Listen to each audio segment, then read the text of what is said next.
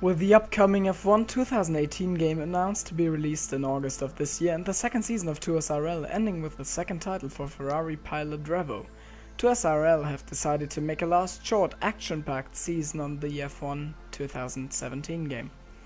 It will feature a shortened calendar of only 10 rounds and some experimental rule changes. Also between the seasons there have been some driver swaps, and in this video I'm going to run down every driver roster change for 2SRL Season 3. Let's start off with a team that has been Constructors Champion and Drivers Champion in both of the past 2SRL seasons. Ferrari. They have clearly got the mindset of a never-change a running system and keep their pairing of champion Revo from Hungary and P3, Jack 789X aka Nicholas from Great Britain for the third season in a row. After Revo had joined them in the first ever race of the league and Nick partnered him from Canada of Season 1 onwards. They look as strong as always and will definitely have a good shot at securing the title again. In Season 2, the team that was closest to Ferrari but still a long way down was the Williams Martini Racing team. They had always strong single results, but because of low attendance rates of both Italian drivers Xanaki and Bigo, they didn't come close in the standings and only managed to outscore Renault's 254 points by a margin of only 8 points. Many have seen them as the future Constructors Champion, but now with Beagle's shocking decision to leave the league before Season 3, it looks like the team may falter. Williams themselves saw their chance at the departure of young Dutchman Toch Thomas from Sauber as their chance, and with him and Xanaki they have picked up an ambitious lineup that will be interesting to watch in Season 3. The third team on the list is a team that has been predicted to have a close battle with Williams and Ferrari in Season 3. Renault. Keeping the British Terra Incognita, who was in the battle for the Drivers' Championship until ending at P2 after a disappointing race in Spa with one race to spare for Revo. They had to fill their second seat that has had sort of a curse over it, with the scandal of Nighthunter's crashes in the first few races before Nighthunter was suspended from the league after Hungary. The driver to replace him didn't quite bring the redemption they hoped for. Ryan Matthew was able to show some signs of good pace but had some incidents involving the race leaders when he was supposed to let them lap him. After a disappointing season and with only 3 points to the name of Ryan Matthew, they finished behind Williams with the widest gap between their driver scorings in the grid. In Season 3 they made a move quite similar to Williams with the promotion of the young German Timo from Toro Rosso, who has been a consistent force in the front end of the midfield in Season 2. Has Renault finally got a lineup with 2 drivers that are able to score consistently? The team that will probably be hardest to predict is the roster of Season 1 OGs of Spanish that Bants and Tipsy Bob for McLaren. After being in the mix for the title fight in Season 1, league founder and owner that Bants has had his struggles with getting punted or struck by Dirtier in the early stages of the season.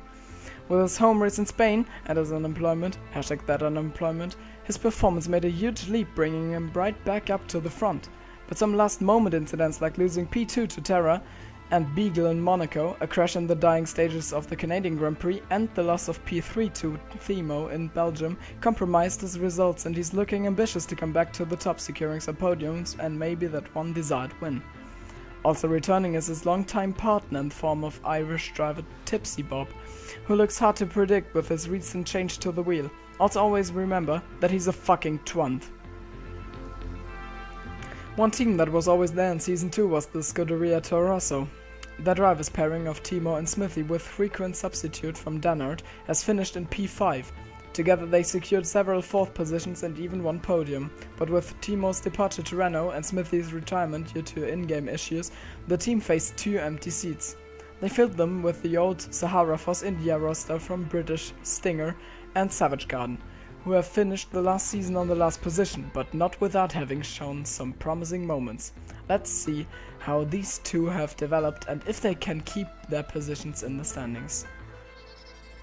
Haas of 1 has also gone through a lot of change recently, with the Hungarian drivers Bullet and Daya surprisingly retiring after some races in Season 2. They struggled for new drivers. They found them in British driver Windler, who has stayed with the team for Season 3 and secured P11 in the standings after a surprising P2 in Italy. They also picked up CLR Rick, but he departed for the new season after only 2 promising races. He was replaced by the former teammate of Toch Thomas at Sauber, Jesse. He may not have delivered many points, but there's definitely the potential that he can get up the order with his new Haas car and establish himself as a solid force in the field of midrunners. Red Bull Racing hadn't quite have the best performance in Season 2. Now their driver Dannard has announced his retirement midway through the season. For that reason, Red Bull have searched a replacement and they found it in form of CLR Rick. He joined late in Season 2 for Haas F1 and will face 2 major challenges in the coming 10 races, converting his blistering one-lap pace into results and getting his game to connect to the fucking lobbers without getting kicked. His partner's TSRL's godfather, Ocean Chief, the driver who's technically British but self-identifies as Irish or something, whatever. He's made the leap into the cold water, switching to the wheel and turning off all assists in one race without any regrets so far. Now he wants to improve with the new setup and gain some ground on his fellow competitors in the midfield.